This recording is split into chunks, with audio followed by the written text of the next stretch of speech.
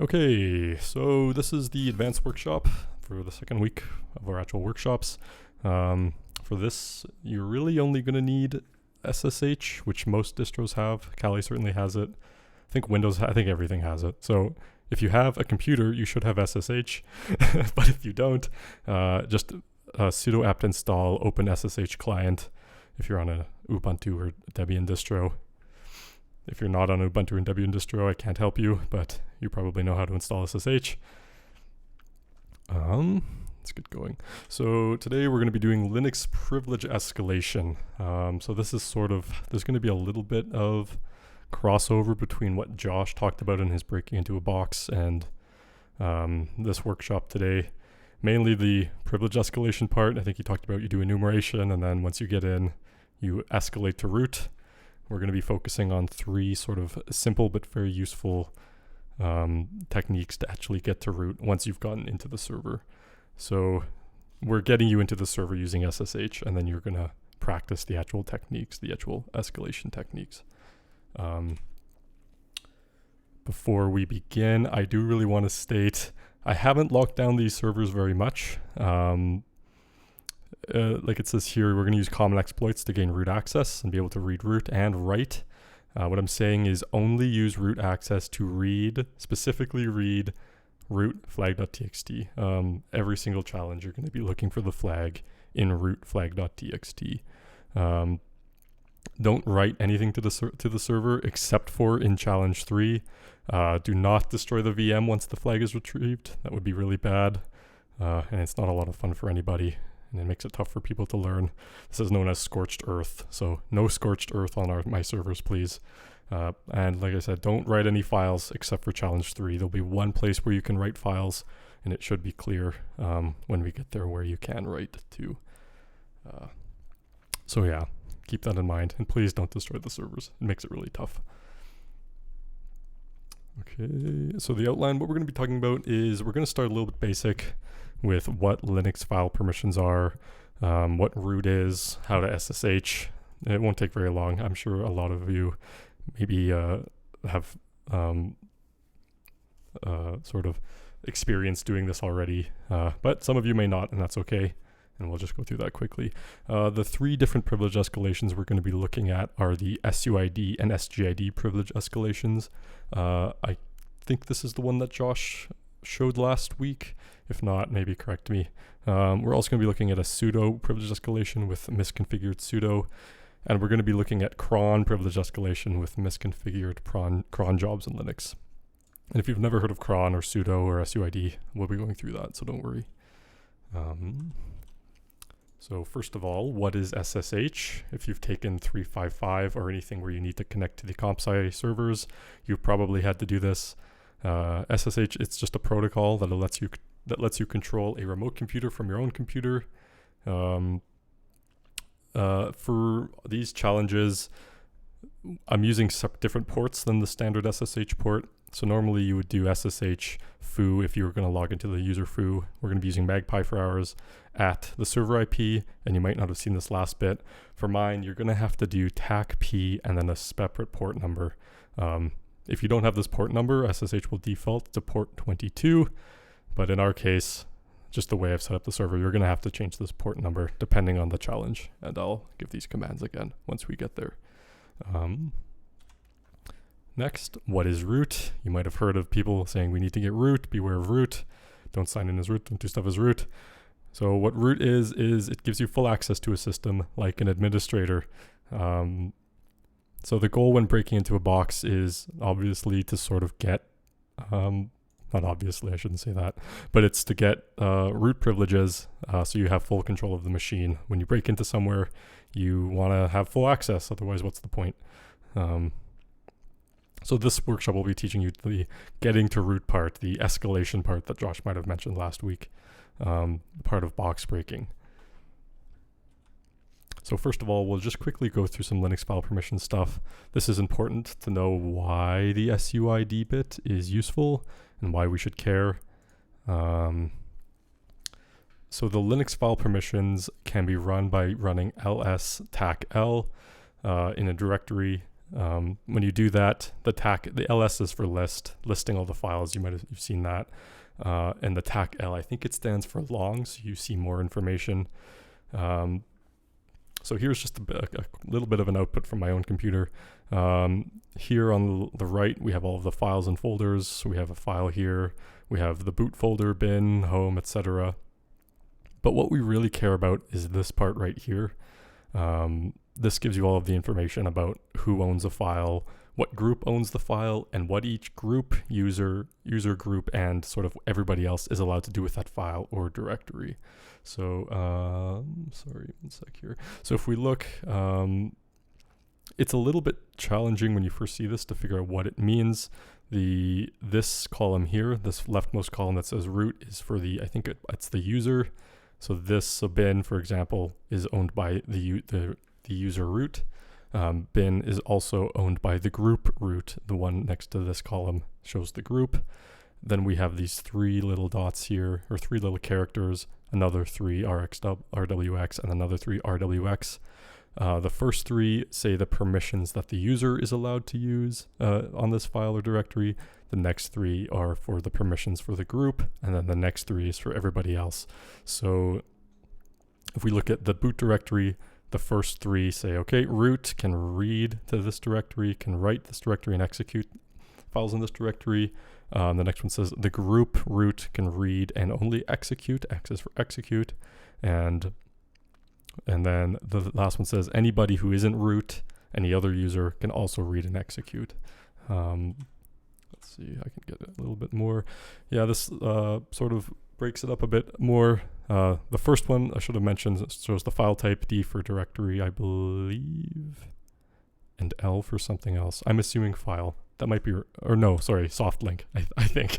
And if it doesn't have one, I think that means just it's a file. So yeah, it's split up this way: user, group, other.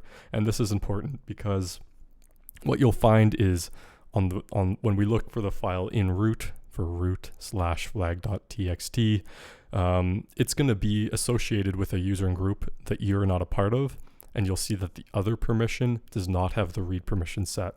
So it's saying you cannot read this file, and the question is, how am I allowed to read this file? How do I get root privileges so I can see these hidden files? And then just a little bit here, running a binary owned by another user does not give us that user's permissions. So if you actually look at the text editor binary, and when I mean binary, I mean like the application. In Windows, it would be like an exe file.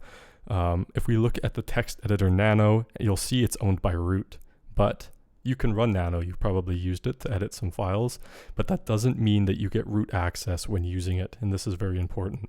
That just because a binary is owned by somebody does not mean you get those permissions of the person who owns that binary. So this is where the SUID and SGID bit comes in. The SUID and SGID bit are very similar. One's just set for the user and one's just set for the group, U versus G.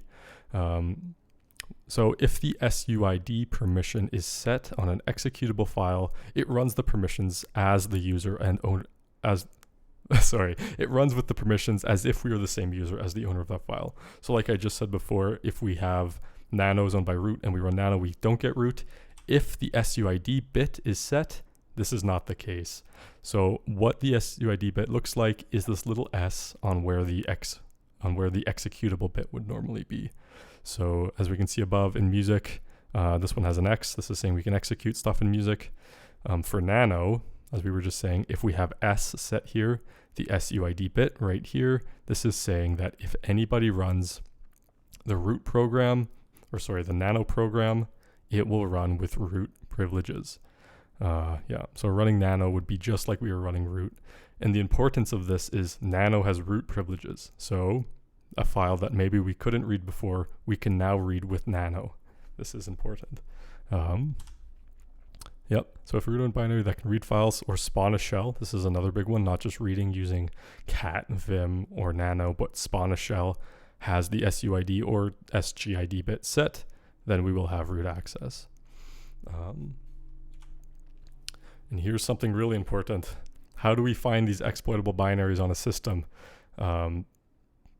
If we don't know if they exist, how do we find them? You might have seen this. I think Josh went through this. I'll go through it again quickly as well. We just run this command. So it's find / the permission tac where the user bit is set to the SUID bit and the type is a file. And then this last part just redirects some output. I'll just quickly go through that. So it should be find. We're going to start looking at the root directory where the permission has the user bit set to S and the type of the file is equal to is F.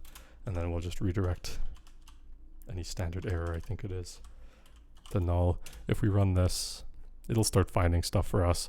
I won't go through it. So all of these binaries have the SUID bit set, but that doesn't mean they're exploitable. They could have it set for a number of reasons. It might be necessary for the Unix system to work, but that doesn't mean they're exploitable. So what do we do? In order to find these exploitable ones, we go to gtfobins.github.io. I think Josh went through this as well, to give a list of binaries that allow for SUID privilege escalation. So if we go there, you can see here we have you have them all here. We can see these ones have a shell. I think these can spawn a shell. We have SUID. We can click on that to get all the SUID ones. All the SUDO ones that have SUDO capabilities. You might want to look at the SUID ones just because that's what we're talking about. So when you get this output, what you want to do is cross-reference it with gtfobins. And yeah, so let's continue on here. All right, let's see. Here is the first challenge. So to get into it, we're going to SSH and magpie at, this is the IP, and then this is the part you might not have seen where the port is 2001. We're going to SSH using the user magpie and the password caw, similar to how we did in our very first workshop. Yeah, give that a try, see if you can get the flag. I might give 10 minutes for this, maybe a little longer, people are still struggling. One more time, all you're really looking for is the flag.txt and /root.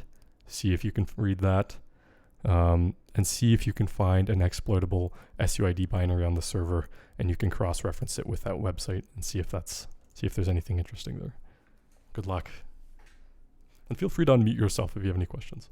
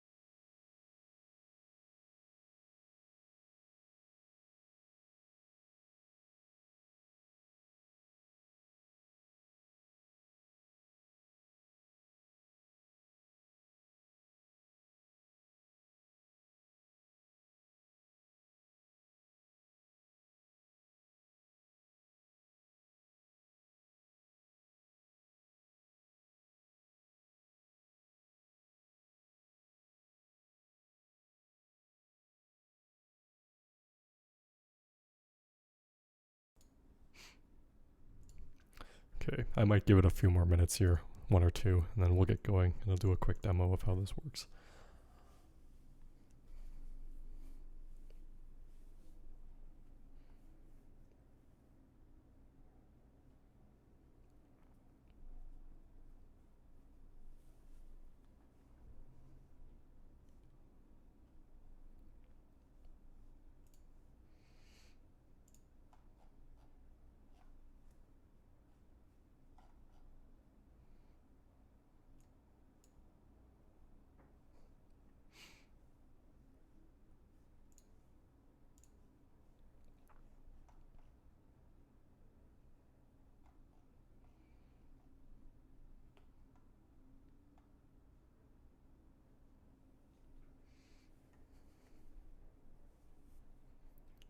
Also, I hope everybody's able to connect. I haven't actually tested this with this many people.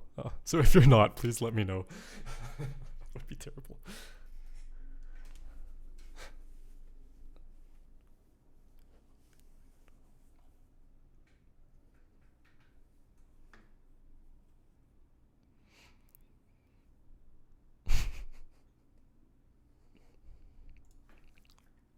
Okay, I might get going here. So I'll just do a quick demo in Kali. So here we have Kali. If we're gonna SSH, just into SSH in Magpie. Let's just make this slightly bigger. Let me just check. Okay, everything's good. Magpie in 104.131.185.95. And then the port, hopefully I typed that in correctly, 2001. Caw. Here we go. So challenge 1 for the Linux privilege escalation workshop. Can you get the flag in root? So right now we're just starting in the user's home directory. If we move over to the root directory here and look inside that folder, we'll see that we have flag.txt, but if we go cat flag.txt, it will give us a permission denied because we don't have permission. If we look at the long form of ls, let's just see here. Yep, so here we have flag.txt, we have the user, we have the group, and only the user and group have read permissions. These last 3 little spaces here are for the other, so us, Magpie. If you look, who am I? We're logged in currently as Magpie.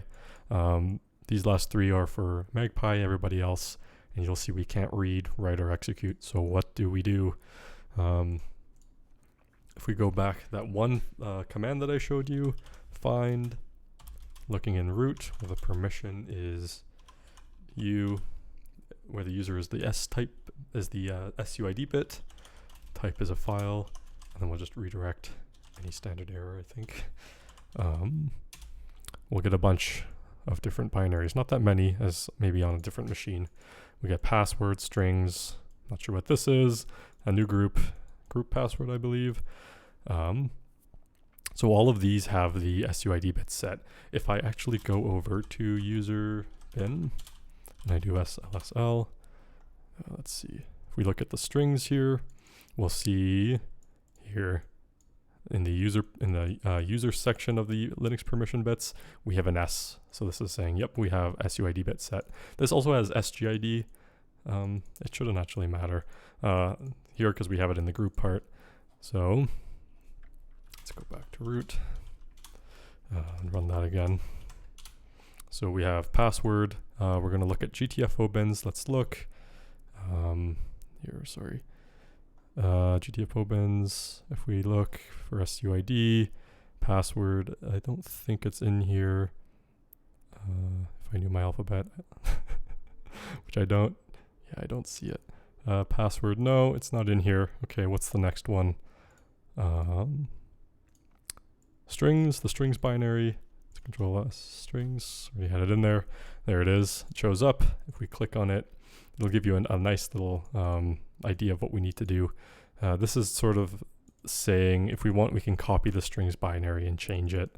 But really the only part we have to consider is this, where we just run strings on a file. So if we go strings on this file, There we go. We get the flag. And we were able to read that because this strings binary is owned by root. If I can find it again. Let's see. Strings. It's in here somewhere. Strings, yep, it's owned by root, and because the SUID bit is set, we get root privileges. So yeah, that's how you do the first one. And exit should get you out of there. Let's continue on. So our next method of privilege escalation, and also when I say privilege escalation, it can be interpreted as actually becoming the root user, so spawning a shell and now you're the root user. But it can also be just being able to access root privileges and reading root files. So it's not just like, hey, when I type who am I in the console, it says root. We also get root privileges by being able to read stuff that only root can read or change things that only root can change. Let's continue here. SUDO. You might have used SUDO. You've probably used SUDO if you've used Linux for a long time. SUDO stands for super user do. So by super user, really what we mean is root or an administrative user. So when you write sudo and then a program, it will say, okay, if you have permission to run this program as sudo, you are able to, if you have permission to run this program as sudo, you have permission to run this program as root. So here's just a little bit of a demo here. Yeah, like I said, used to run a program with root privileges. If we look here, the cat application, and we have a root owned file. So if we type cat on that root owned file, you'll say, oh no, permission denied. But if we do sudo cat on the root owned file, then sudo will let you read this because it's saying, okay, this root owned file can't be read by a regular user. But if we give that user super user rights, then it can be read. But it's very important. A user just doesn't have sudo privileges by default. So what this means is, generally, if you have a Unix system or like a Linux system, you're generally not running as root specifically. You don't sign in as root unless maybe you're using Kali, but for the most part, you don't use root. You would sign in with like your own account. Like mine, when I sign in with James on my account. But what I do after that is I give the user James sudo privileges, so it's like I'm an administrator. If I ever need root privileges, I can just use sudo. But the important part about that is I need to give myself those permissions first. It's not just given to me implicitly. I have to explicitly say, okay, the user James is allowed to use sudo so that they can have sudo privileges. The other thing is, you're not, just because you have sudo privileges doesn't mean that you can use sudo on everything. The sudo configuration file, which I will show you later, I'll go through that later.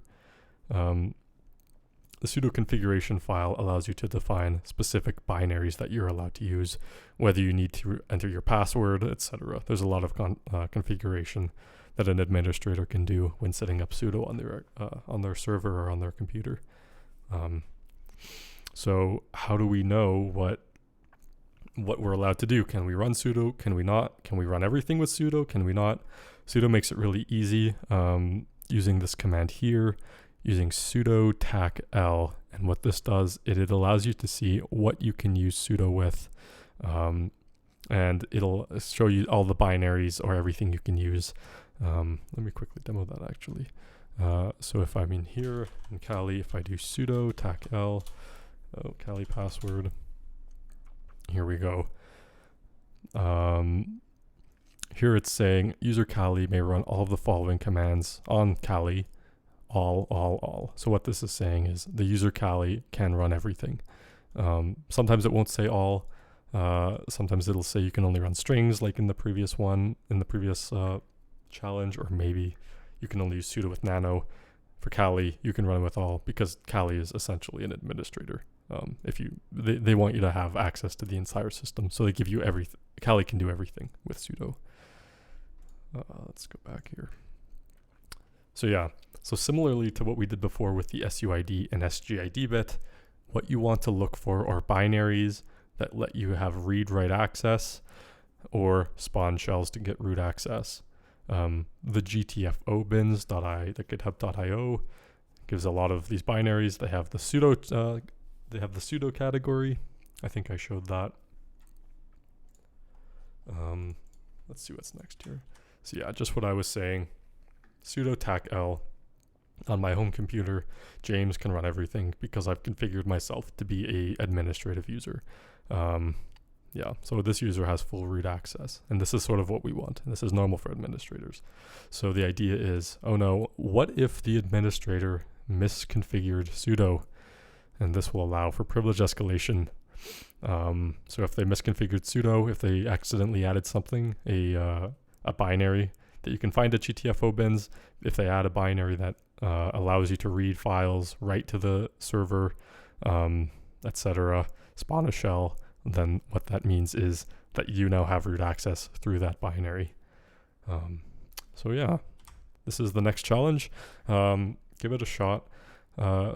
It's the same way to SSH, except the port, instead of it being 2001, is now 2002. And the password is caw again. And I'll give you a bit of time for this one as well. Again, for this one, please try and solve this challenge by not writing to the server. It's possible, even if you might not think immediately. Do some digging, maybe in the man page of some of the binaries that you find. It's a lot easier. Please don't write to the server. You can do it directly through one command on your terminal, and that's the preferred way of doing it.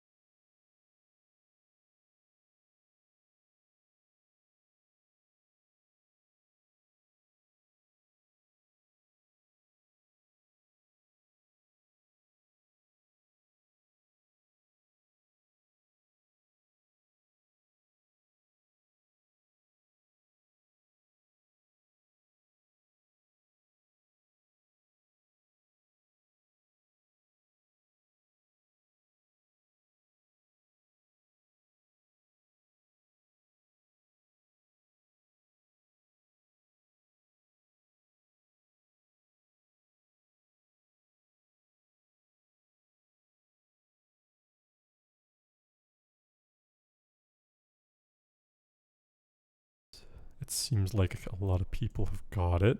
If not, I'm going to go through it right now. So let's do that quick. So once again, let's SSH. Use the cool trick Alex taught me, where if you press Control R, you can search through your history. Super cool. Thank you, Alex.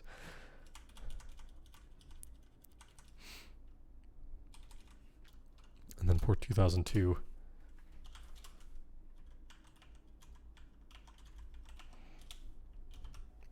So once again, here we have challenge 2. Starts us off in our home directory. Just like last time, if we go over to root, it'll say flag.txt, cat flag.txt. One more time, we cannot open flag.txt, permission denied. And if we look again, our user Magpie doesn't have these bits. We cannot read this file. So what do? Very likely it has something to do with sudo, just because I was talking about it. If we do sudo tac l, the command to actually show what we can do with sudo, it'll say, okay, user magpie us may run the following commands on, this is just the server name. So with no password, we can run user bin python 3. And python 3 has a lot of different functionality in it, as a lot of you might know, having written some Python. If we go back to GTFO bins, if we look for Python, it should be in here. Once again, I never learned my alphabet, so forgive me. There it is, Python, or Python 3. It should be similar. Yep, payloads are compatible with both version 2 and 3. You can do a lot with this. If you wanted to, you could spawn a shell. If you wanted to, you can also read and write data. The way I'm going to do it is I'm just going to write. I haven't actually tried it with the shell. We can try that after maybe.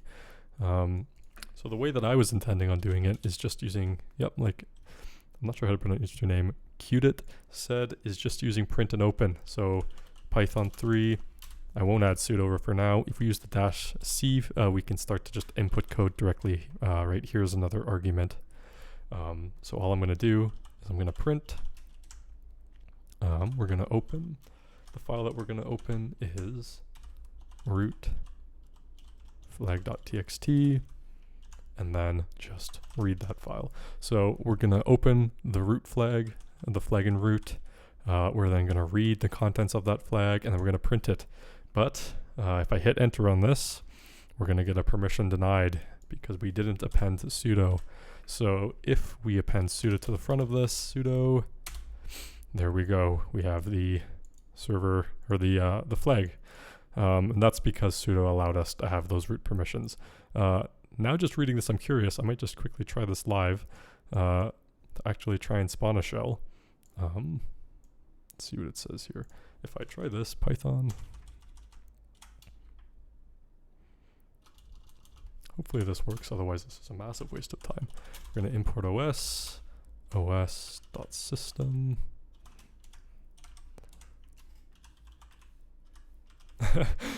No, wait, Jazz. that's unfortunate. System for bin shell. Let's see if this works. Okay, it's giving me an error. It looks like what you guys were getting. Let's see if I run who am I now. Oh, there we go. We are now running as root. So this is another way to do it. Like I said, look for binaries that can spawn shells and also read and write. Python can spawn a shell using the OS package, I think it is. So now we have flag. If I just do cat.flag.txt, there we go. We can get the flag this way as well. So there's two different ways of doing it. I'm sure there's more. There's tons here. Reverse shells. Python has a lot of functionality, so there's a lot of different ways that you can exploit it. If some configuration file. Why does spawning a shell automatically put you into root? And that's a good question. So if I just go back and who am I? So right now we're Magpie. What's putting me into root is this sudo part. So if I run this exact same command without sudo, it'll still put me in a shell. I'm actually in a new shell right now, but which I think I'm in a new shell, but I'm still just Magpie. Hopefully this doesn't kick me out. Yep. So what is putting me in the root shell is the sudo part. Because we are running this Python 3 command as sudo, it is running it essentially as if we are the root user. So if I do that again, there we, who am I? Then it's putting it as root simply because we are running it with sudo. Yep. There you go. There's the sudo. Exploit. I'll show you what the actual configuration file looks like in a second here. But so far we've learned SUID and sudo. So if you ever get in somewhere on a box, which you're ethically allowed to get into, of course, make sure you run these two commands. It could be as simple as the sudo or the SUID bit. Yeah.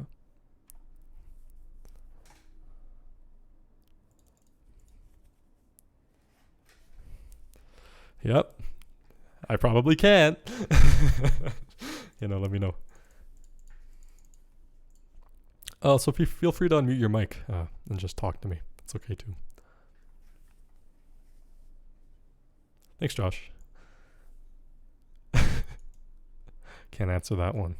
I'd be biased if I answered that question.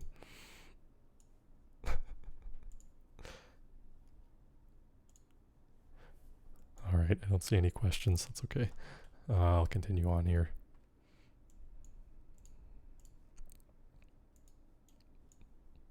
Oh no. Oh no! Quick question, Alex, can you hear me? Okay. Mike Kelly might have crashed here. This is very bad. Sort.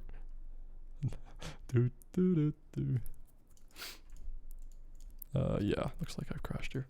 Sorry guys, give me a sec.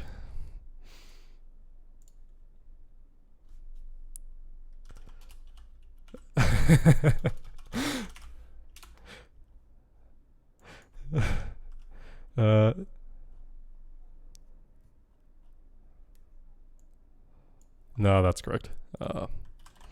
It's just something that happens.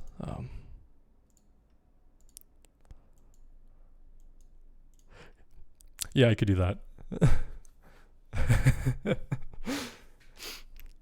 So we're going to be doing a lesson on port forwarding now.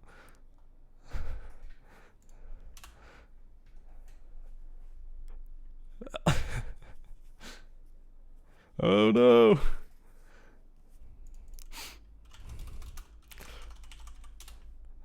I had a Raspberry Pi just port forwarded to the open internet for a while there, and it was very scary. I'm like, come on, little guy, you can do it.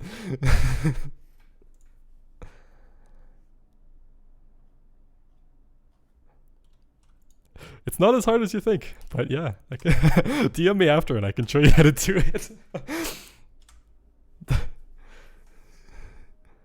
All right, let's see if this works.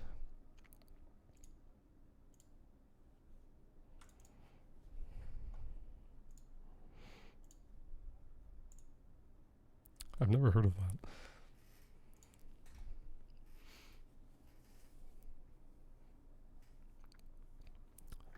All right, can everybody see? Is it good? Am I back? All right, good. Sorry about that, guys. My Linux tends to freeze up for some reason. I don't know why. Okay, so no, what? Tell me what you're gonna say. Yeah, no, it's because I'm running Arch and I don't know how to configure Arch. That is the reason. So if we're looking here, this is the actual configuration file for inside of the server. Here it's saying the user Magpie where it has no password and it can run Python 3. The configuration file is found typical Arch user. Yeah. Execute it. Yeah, I am a typical Arch user. Talk about how much I run Arch. I only run it because actually I don't know why I run it. That's a very good question. Anyways, this I should be running it. Yeah, I run it because Josh told me to run it. So the configuration file is found in etc sudoers. By default, you can't actually read this file. So because you can't read this file, the only way to figure out what you can run is by using the tacl flag when running sudo tacl. And we can see when we did that, a Magpie is allowed to run user bin Python 3 right here. Yeah. So the third way, and a kind of a really interesting way, is from misconfigured cron tabs. Some of you might not have heard of cron tabs before. That's okay. I'll go through it quickly. So what is cron? So cron is just a Linux time-based job scheduler. It's very interesting. Not really. The equivalent to this in Windows would be, I think it's called Windows Scheduler. And essentially what it does is it just allows you to define something known as a cron tab file, where you can set scripts and set them to run on a schedule. So this means you would edit your cron tab file. You'd say, okay, every single Tuesday at 3 a.m. I want it to run a script. And then every Tuesday at 3 a.m. for the rest of that computer's existence, it will run that script. It's really useful if you want to automate stuff. If you ever think about automating sort of some workload or to run a backup, look into cron if you're running a Linux machine. But what's important about this is scripts run by cron are run with the same permissions as the owner of the cron tab file. So the cron tab file, what I mean by that, it's just a file. It's just a configuration file that every single user has that says that where they can edit and say, this is how I want my cron to run. This is the job I want run, and this is when I want it run. So what this means is, just like every user has a cron tab file, every single even root has a cron tab file. So what I might do is I might quickly just show, I minimized the wrong thing here. I might quickly just show what that looks like. So to actually edit a cron tab file, it's just cron tab, tac E, and this will show you, let's use Vim, or Nano I mean. So here we go. This is what a cron tab file looks like. Here's a example cron tab line. It's a little bit tough, the actual sort of format of this line. Essentially it's saying, this is the setting for every minute, for the minute, every hour, day of the month, month of the year. And I think it's day of the week. I think it's defined up here. There are tools that let you configure this online that make it really easy. But essentially what it's saying is, at this specific time, I'm not entirely sure what, 5 a.m. every week. This is what this one is. It's going to run tar on var backups home. And I think it's just it's gonna make a backup of the home directory. This is what this is saying. So that's just what a cron tab file looks like. And this is the cron tab file because I'm signed in as Kali. This is the cron tab file specifically for Kali. So, like I was saying before, if we have root has their own cron tab file and it's running a script, it will get run as root. So here's just a little diagram. We have root, we have a little tux here, tux being the Linux mascot. So the root user writes to their cron tab file, we have root's cron tab, and then cron runs the script defined in the cron tab file with root privileges. Let me just see here. Okay. Quickly, just to make sure everybody's on the same page about what a script is. A script is just, it's like a programming language written typically in bash script, with bash being the shell or the thing that runs your terminal. It's used to automate certain tasks.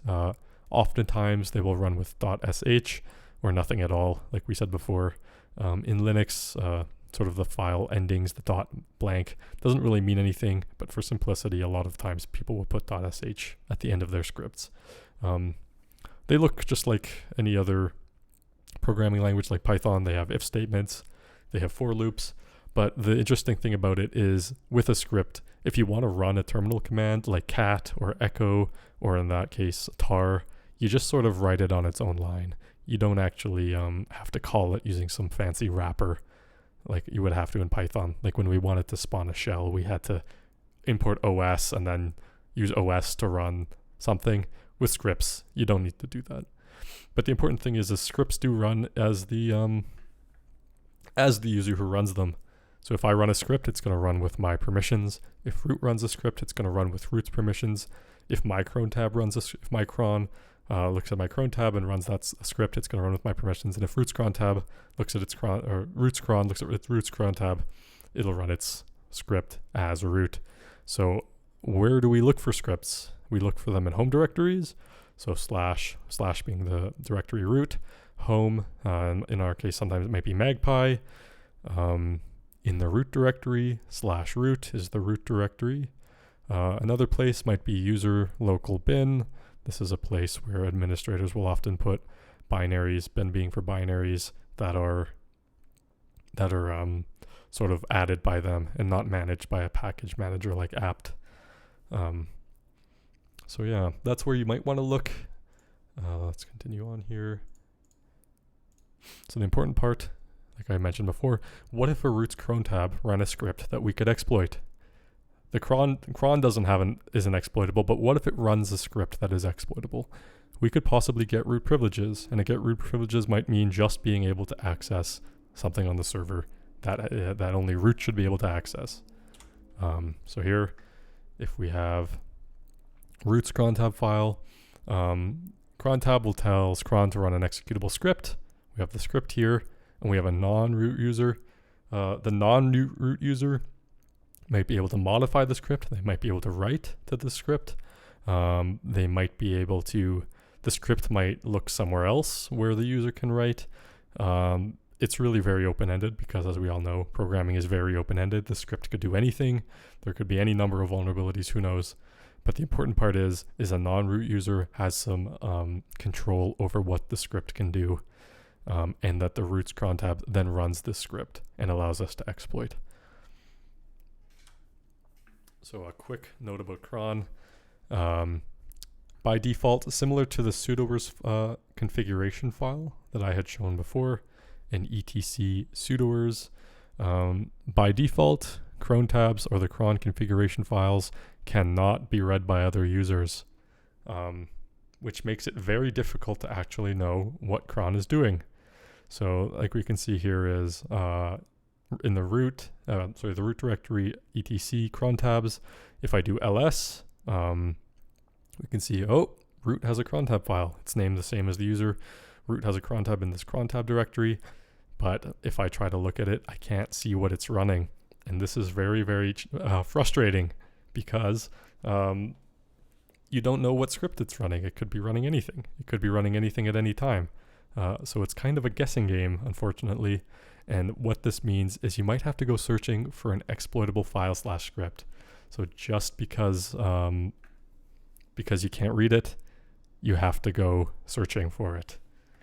And with that in mind, we have our third challenge. The same way, it's the same. Port is 2003. You might have been able to guess. Again, you can read the flag in /root flag.txt. Here's some really important, useful information. The cron will run scripts at certain times. We have to look for a script that can be exploited, and there's an important link that you might need to use. I know I mentioned before that not to write anything to the servers. In this case, first go looking for the script, and the script will give you an idea of where it's okay for you to write to the server. And hopefully you can find it. I might give a hint in a bit, just to make sure everybody's caught up. This one's slightly more difficult than the first few, but it's certainly manageable, I'm sure. Good luck.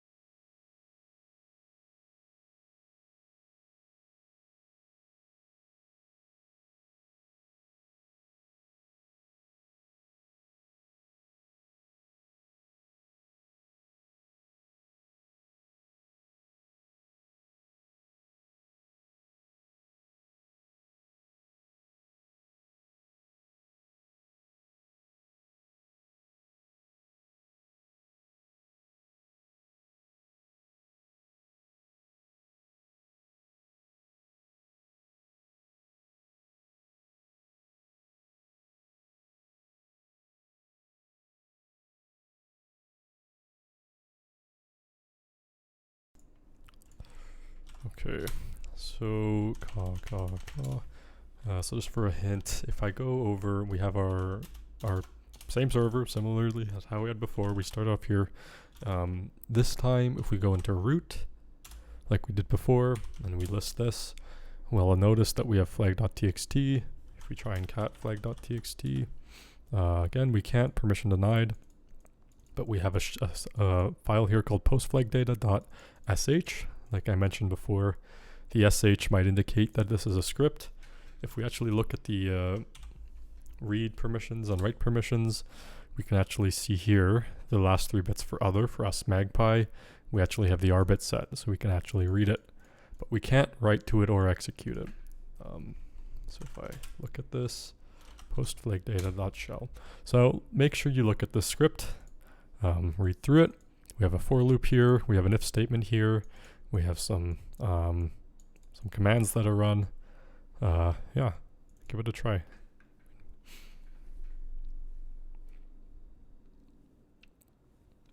And also as a hint, there's a directory here called URL files. This is where you can write. If you're ever confused, you're allowed to write at /URL files. You can write whatever you want there, that's okay. And by write, I mean create new files. And yeah. Yeah. No, Alex, you're right. Curl is a very big command, but it has a flag on it. Make sure you look specifically at what the actual TAC flag looks like.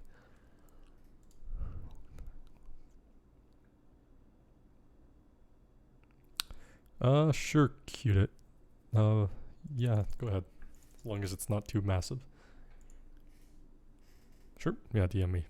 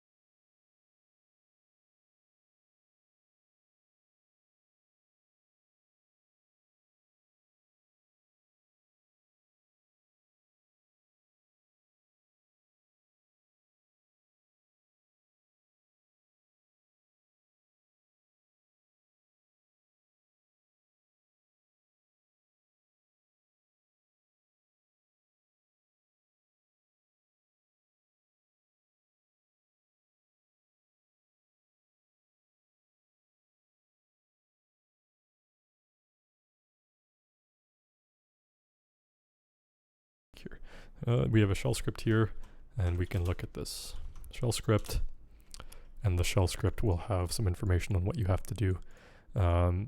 I think it's fair for me to say that the shell script is being run by root's cron, and you're allowed to write at this directory here.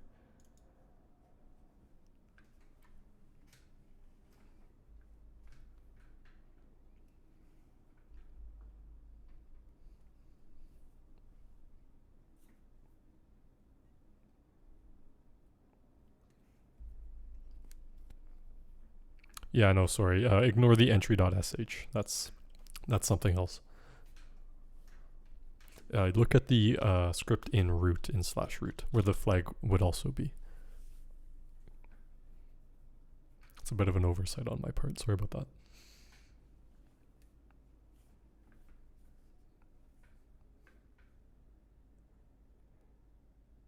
Oh, I see.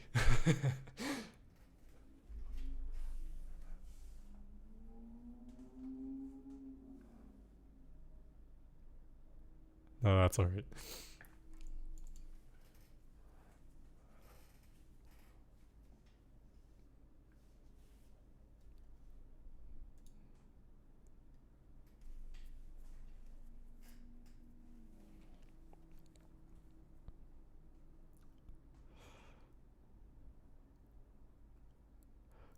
That's actually a good question, Qdid. I'm not sure the answer to that. If somebody else does, maybe pop in. Yeah, there probably is a way to figure that out. Yeah. I was under the impression that it was sort of a guess and check, but yeah, it would make sense if there was a way to figure out what processes cron was running. Yeah, yeah. Alex is saying maybe PS. You could try that.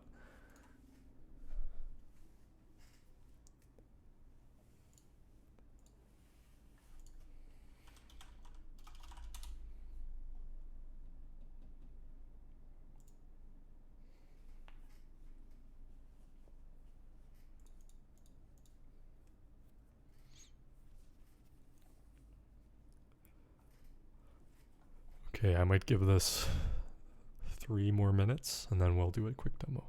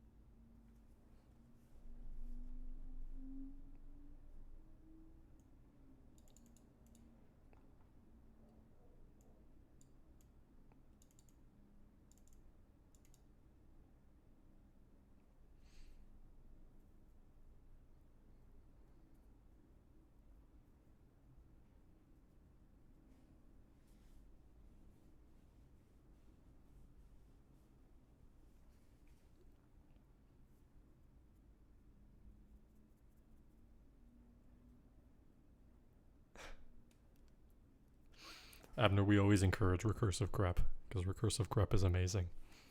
It won't help you much in this case, though.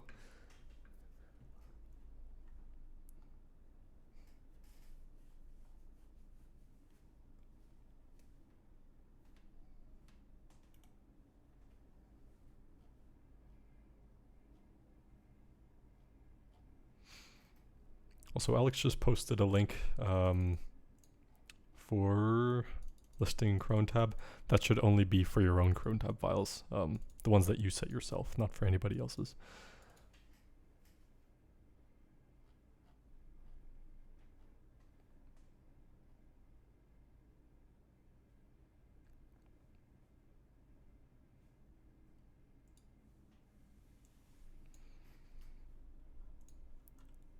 It looks like there is a way to do it, doing this -u flag on this cron tab, but you need sudo permissions, which you do not have here.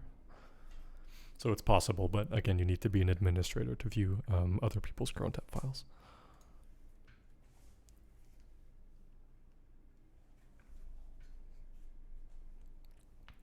All right, I'll give it 1 more minute. Some people just seem to be getting it now,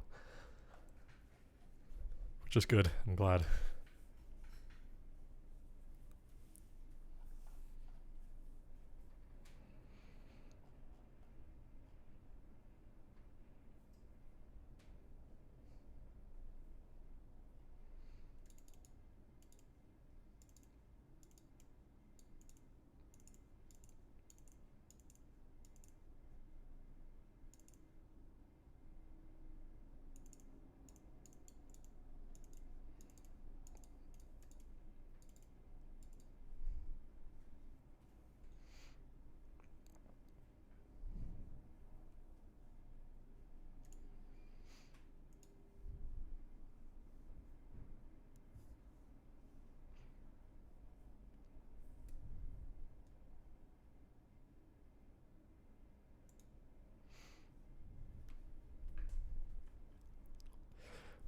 right, I think I might do the demo now. Hopefully that wasn't too hard. It was meant to be quite a bit more difficult than the last one. But let's just go through it quickly here. So, like I said before, we have in the /root, we have, actually let me just double check, make sure I'm recording. Yep. We have the flag.txt and the post flag data.sh. This is the shell script. Trying to look at the flag, we can't.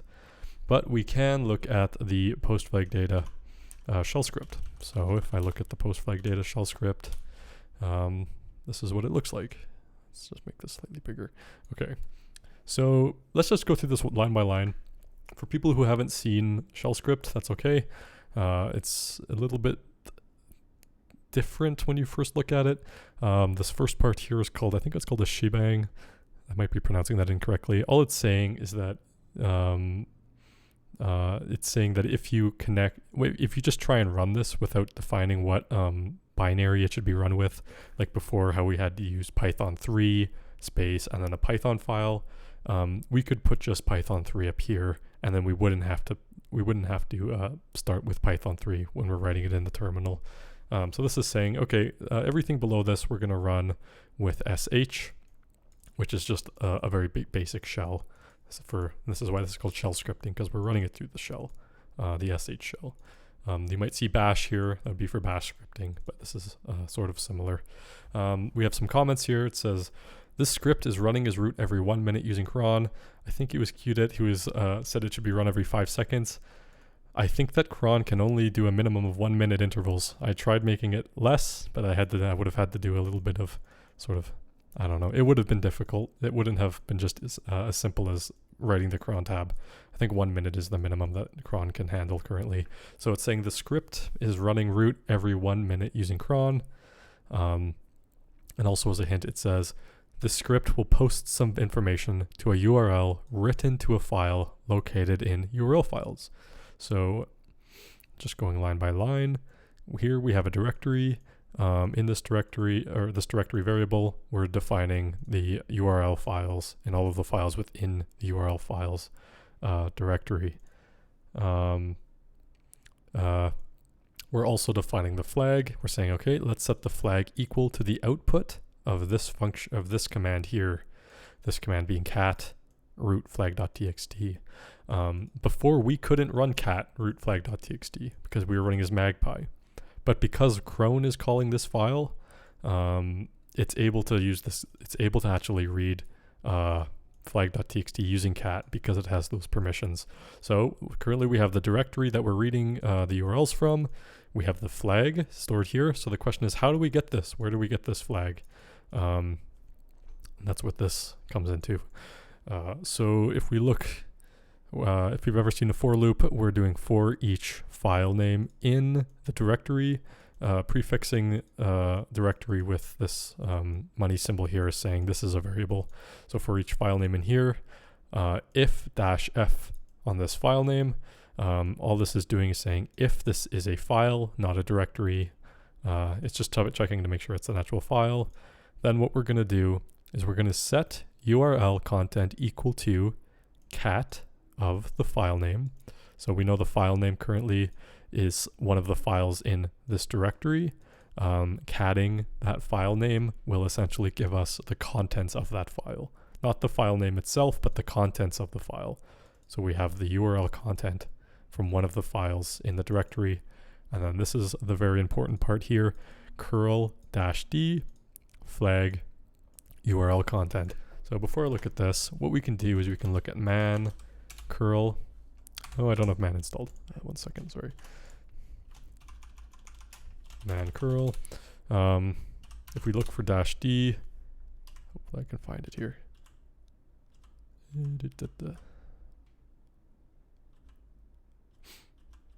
Sorry about that. I'm not very good at searching man pages. Here we go. The -d sends the specific data to a post in a post request to the HTTP server. So you have your -d and then you have your data like this. What we were doing was -d, and then in our case, the data is the flag that we read before. and then the HTTP request, the URL is here to this URL. So it's going to send an HTTP request, post request with the flag data to the URL, which we extracted from a file in the directory. And it'll do this for every single file in there. So not just the first one. I was having some issues before where I was only doing the first one. Fix that. It's doing it for every single file in there. So multiple people can do this challenge. Essentially, that's what the for loop is for, to make sure everybody's file gets read. And the curl is run on that URL. And then finally, at the very end, we delete the contents of URL files. Remove, we're going to recursively delete just in case anybody put any folders in there. We're going to force it, and then we're going to pass in this directory. So it's going to delete all of the files in this directory. So what does this mean? If we go to URL files, the one that was defined in the script, and we go to postbin, I'm not sure if we've shown postbin before. Postbin is really cool. If you don't know much about networking and how post requests work and get requests work, essentially what happens is when you connect to a website, you send a get request. You can also post to a website. And when you post to a website, typically what you're doing is you're sending some data, like login data. But for CTFs, and for sometimes with hacking like this, it's nice to have a place to see the post requests that get sent. And postbin allows you to do this. So what you do is you click create a bin. This will create a bin. It'll say no requests received yet. And then it'll give you a bunch of these different possible commands you can run to test it. We won't test it. All we need is this URL right here. This is the URL that you want to post to. If you post to this URL, it'll show up in postbin with the content. So I can copy this. I can go here. Just to do it simply, I can echo this. I should make rid of the quotes. Don't need them.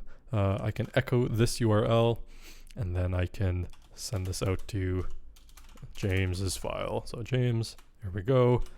If I look at this, well, we just had one ls. When I ls before, I had hello, and that disappeared. That's because the script ran. This was really terrible. Timing, because now we have to wait a minute. Oh yeah, Petiole, I removed the letter B. That is an issue. The letter B is really only for the web client, for when you actually want to show it. So yeah, the B part is for me, and the non-B part is for the actual posting. So let's just check this. ls. Oh, we got a few more. If I actually look in my file, there it is. This is the URL I want. It's just in there. Just give it another few seconds. Every minute this should run. Alex did it wrong and still got the flag. I'm very curious to see how that happened.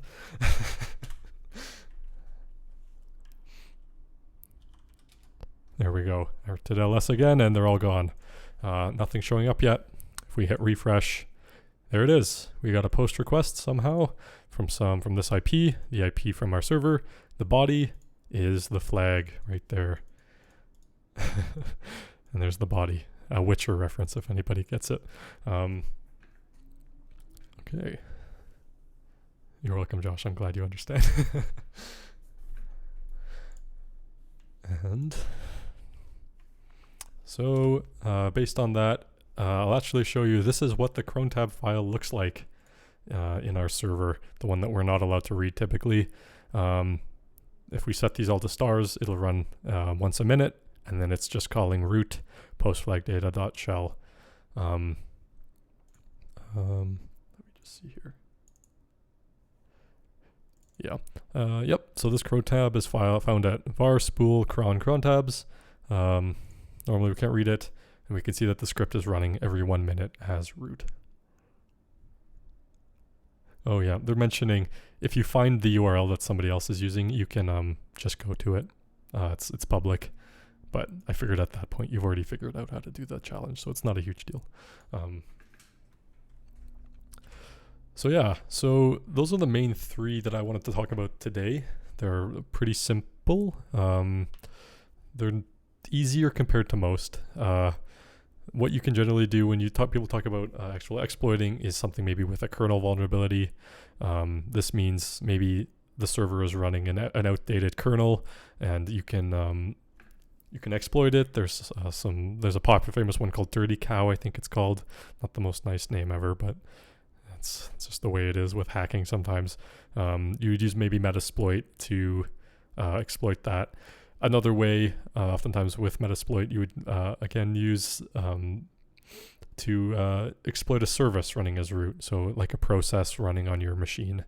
I think Samba server is pretty notorious for having exploits. So yeah, this is exploiting a vulnerability in a service running as root. So this is for the Linux kernel, the main guts of the Linux distribution, and then this is maybe for like something that the administrator installed, like a server or something. But these two are much more difficult and can actually result in the server sometimes crashing if you're doing a kernel vulnerability. But there are lots of different ways. There are many more. It's really it's kind of an art getting into this stuff. So yeah, that's it. Thanks for listening. I did want to mention some related resources. I'm sure Josh probably talked about some of these in his Breaking Into a Box. Try Hack Me is a very good resource. It's a very, very good resource if you want to learn more about this. Check out Try Hack Me for sure. It's very good, geared for teaching and beginners. Yeah, Alex posted there's a Linux privilege escalation room that she's linking to. I don't think I've done it, but it sounds good. I'm sure it's very good. The other one is hackthebox.eu. That's a lot more challenging than Try Hack Me, but this is what the professionals use to practice. And you have to hack yourself an account. So that's kind of fun. So yeah, make sure you sign up for these resources. And that's kind of it for me. If you have any questions, let me know. I'll probably hang around here till 8. Maybe I'll do some Try Hack Me. But yeah, let me know if you have any questions, or if you want to try any more of the servers or know how I configured any of this stuff. If you want to know how to port forward, let me know. I can do that too. Anyways, thanks guys. Okay, yeah, I can do that. I have to change. Okay, let me just stop this recording.